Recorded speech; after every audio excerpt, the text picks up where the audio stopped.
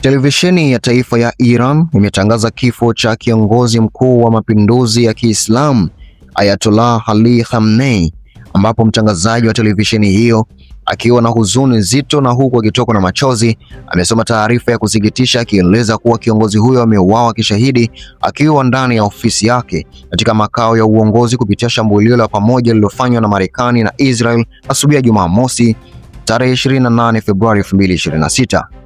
Katika taarifa hiyo yenye thimanzi kubwa imeeleza kuwa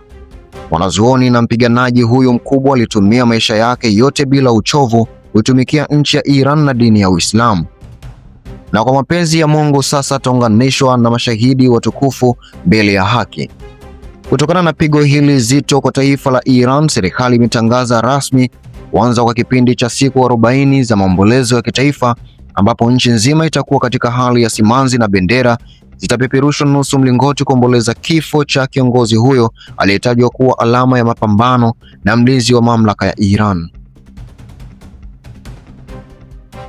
Ayatollah Ali Khamenei aliyezaliwa mnamo mwaka 1939 mjini Mashhad alikuwa mhimili mkuu wa mapinduzi ya Kiislamu ya mwaka 1979. Alishika hatamu za uongozi mkuu tangu mwaka 1989 kufuatia kifo cha Imam Khamenei. Katika historia yake alijulikana kama mwanazuoni mwenye msimamo thabiti aliyepitia vifungo na mateso wakati wa utawala wa Shah, na baadaye akatumia miongo kadhaa kuijenga Iran kuwa nguvu ya kikanda huku akipinga ushawishi wa mataifa ya Magharibi.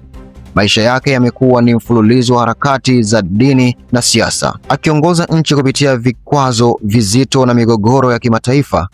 huku akisisitiza kujitegemea kwa taifa na kulinda misingi ya kiroho ya Jamhuri ya Kiislamu. Hivi sasa hali ya simanzi imetanda katika miji mikubwa kama Tehran, Mashhad na Qom, ambapo maelfu ya wananchi wameanza kumiminika mitaani wakiwa wamevalia mavazi meusi na kubeba picha za kiongozi huyu, huku wakilia kwa sauti na kujipiga kifuani kwa ishara ya majonzi makubwa. Katika maeneo ya ibada ya misikiti, sauti za Quran zinasikika zikilani shambulio hilo, huku vijana na wazee wakionekana kukusanyika